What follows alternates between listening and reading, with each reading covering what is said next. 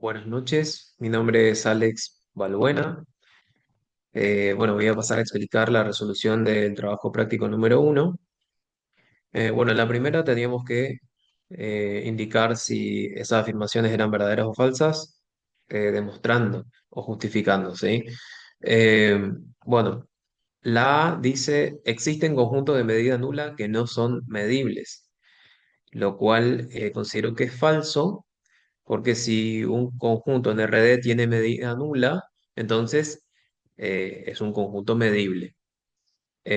Bueno, y acá una pequeña demostración, ¿sí? Si es un subconjunto del espacio RD, para todo epsilon mayor a cero va a existir un sigma elemental, tal que la medida de ese sigma elemental va a ser menor a la medida exterior del conjunto más el epsilon.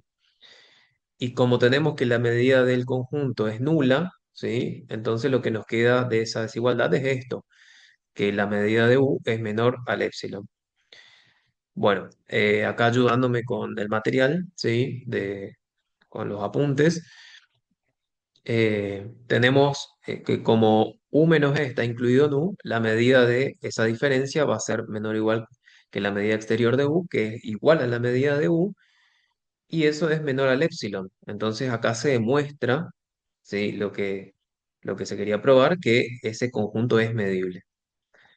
Bueno, la B dice existen abiertos que no son medibles, lo cual es falso. Los abiertos en RD son sigma elementales y por propiedad los conjuntos sigma elementales son medibles. La C dice existen conjuntos elementales eh, que no son medibles. Bueno, creo que leí eso hoy. A ver. Sí, existen abiertos que no son medibles y ahora existen conjuntos elementales que no son medibles. Ah, no, son parecidas, son parecidas. Bueno, en esa puse que es falso. Por definición, un conjunto es medible si para todo epsilon mayor a cero existe un sigma elemental, tal que ese sigma elemental lo contiene y la medida exterior de u menos e es menor al epsilon. Entonces acá basta tomar a ese conjunto eh, igual a u, ¿sí? Porque dijimos que es sigma elemental. La medida de u menos u es la medida exterior del vacío y la medida exterior del vacío es igual a cero. Y eso es menor al epsilon.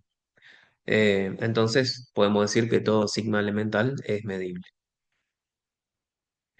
Bueno, el ejercicio D dice existen cerrados que no son medibles. Eso es falso. Un cerrado es complemento de un abierto y como todo abierto en RD es medible, su complemento también lo es. Bueno, esto se debe a que, digamos, los conjuntos medibles forman una estructura ahí, sigma álgebra, y, digamos, son cerrados bajo operaciones de unión, intersección y complemento. Y la última, bueno, que toda intersección numerable de conjuntos medibles es medible. Eso es verdadero. Y se puede probar mediante la ley de De Morgan y teniendo en cuenta esto que nombré antes, de que los conjuntos medibles forman eh, un sigma álgebra, ¿sí? Bueno, aplicando la ley de De Morgan, entonces a esta intersección, ¿sí? Podemos decir que el complemento de la intersección numerable de conjuntos medibles es igual a la unión numerable de los complementos. Como por hipótesis E sub k es medible, su complemento también lo es, ¿sí? E sub k complemento para k mayor o igual que uno. Y la unión numerable de conjuntos medibles es medible, entonces queda demostrado. Bueno, pasamos al ejercicio número 2. Bueno, voy a primero recortar o leer el ejercicio número 2, que teníamos un conjunto Q sub n, que es el cuadrado semiabierto, definido de esta manera, como el producto cartesiano, ¿sí? De dos intervalos semiabiertos. Bueno, estos Q sub n, digamos, es un conjunto de cuadrados semiabiertos de R2 que están anidados. ¿Qué quiere decir? Que digamos, está contenido uno dentro del otro a medida que vamos, que va variando, que va creciendo, n perteneciente a los naturales, ¿sí? Se van observando, digamos, cuadraditos más pequeños que están incluidos en los anteriores. Bueno, es una sucesión que es decreciente, ¿sí? Bueno, se define a E como la unión infinita, ¿sí? De esos Q sub n. Entonces podemos decir que la unión de todos esos cuadraditos va a ser igual al primero, a Q sub 1. Si le damos el valor 1 a n, vamos a obtener el producto cartesiano del intervalo semiabierto 0, de 0 a 1 medio por 0 a 1 medio, ¿sí? Bien, ¿qué es lo que tenemos acá? Y la medida exterior de Q sub 1 va a ser el producto de eh, las medidas exteriores, ¿sí? La medida exterior de este intervalo es 1 medio, al igual que acá, y 1 medio por 1 medio es igual a 1/4. Bien, pasamos al ejercicio 3. Sí, bueno, el ejercicio 3 tenemos un conjunto E incluido en RD que es leve medible y con una medida menor a infinito. Eh, bueno, tenemos que demostrar que para todo epsilon existe eh, un conjunto cerrado y un conjunto abierto, tal que, bueno, F está contenido en el conjunto E y E está contenido en el conjunto G, ¿sí? Y la medida de G menos F es menor al epsilon. Y bueno, y después deducir que existen sucesiones de conjuntos cerrados y de conjuntos abiertos.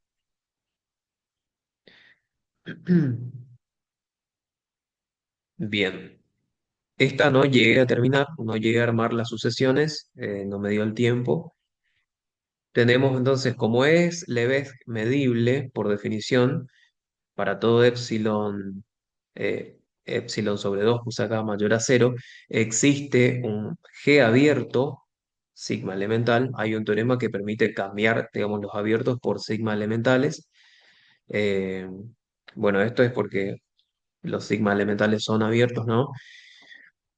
Tal que eh, ese conjunto medible E está contenido en ese abierto y la medida de la diferencia G menos E es menor a ese epsilon sobre 2. ¿Sí? No, está bien, sí. Bueno, como G eh, contiene a E, ¿no? O sea, el abierto contiene a E, y esa diferencia G menos E es medible, ¿sí? Por ser una diferencia de conjuntos medibles. Para todo epsilon mayor a cero existe un A abierto tal que, bueno, A contiene a esa diferencia G menos E y la medida exterior de A menos G menos E es menor al epsilon sobre 2. Bueno, acá observamos un poquito, este gráfico me hice para guiarme. Eh, bueno, el conjunto A complemento es cerrado, ¿sí? Y F vemos que está incluido en el complemento de A y además está incluido en E, ¿sí? Bueno, lo que yo hice fue eh, hacer el gráfico del conjunto E. G es el abierto que lo contiene, ¿sí? Y como G menos E es medible, existe un A que está acá en rojo, ¿sí? Que es todo este sector, ¿sí? Acá tenemos un borde y acá tenemos otro, ¿sí? Ese es el abierto A que contiene a el conjunto G menos E. Bien, el complemento de A, ¿sí? Va a contener a un conjunto F, ¿sí? Acá podemos observar que F está incluido en E. Y entonces lo que falta probar acá, o sea, ya tenemos la existencia del conjunto abierto G y la existencia del conjunto cerrado F. Ahora falta probar que, eh, bueno, la medida exterior de G menos F es menor al epsilon, para que se cumpla la definición, ¿no?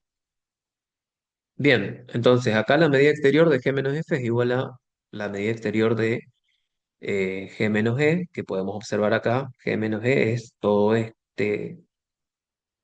toda esta franja, ¿no? Más la medida exterior de E menos F. E menos F es todo esto acá, ¿sí? Observamos que son disjuntos, entonces podemos decir que es igual a la suma de esas medidas. Em, y bueno, esto como la medida de G menos E es menor o igual, perdón, menor que epsilon sobre 2 y la medida de E menos F también, ¿sí? Entonces podemos decir que esto es menor a la suma de epsilon sobre 2 más epsilon sobre 2 que me va a dar el epsilon, ¿sí? Entonces acá llegamos a lo que queríamos probar. No llegué a armar las sucesiones, ¿sí? Pero bueno, pude plantear algo al menos, que si f y g son finitamente medibles, existen f sub k y g sub k sucesiones, ¿sí? O sea, f sub k sucesiones, una sucesión de cerrados y g sub k una sucesión de abiertos, tal que f sub k está contenido en E y g sub k contiene a E, ¿sí? Bueno, entonces acá, con ayuda de el material, ¿sí? Para un epsilon igual a 1 sobre k, ¿sí? Para todo k perteneciente a los naturales, eh, va a existir un g sub k, ¿sí? Que es un término de esa sucesión, que contiene a E. Acá puse al revés ya de tanto poner existencia, eh, y eso, bueno, me equivoqué, perdón. Tal que, bueno, la medida de g sub k menos E es menor a S1 sobre k. Entonces se define eh, a G es abierto, digamos, como la intersección numerable de todos esos abiertos de la sucesión. Y bueno, por teorema, ¿sí? El límite, mm, cuando k tiende a infinito de la medida de G es igual al límite cuando k tiende a infinito de la medida de los G sub k. Eh, bueno, quise plantearlo de la misma manera para los conjuntos cerrados o para la sucesión de cerrados, pero bueno, ya no llego con el tiempo, entonces lo dejé ahí. Pero bueno, la idea era la misma, definir una sucesión de cerrados, digamos que puede ser eh, una sucesión creciente en este caso, ¿sí? Y después tomar, bueno, la unión de todos esos cerrados y ver cómo para un epsilon 1 sobre k, ¿sí? Con esa sucesión me voy aproximando, digamos, por así decirlo, a, a la medida del conjunto E, ¿sí? Bueno, de todas formas me costó bastante este ejercicio, así que, bueno, es lo que pude hacer. Bueno, muchísimas gracias y hasta luego.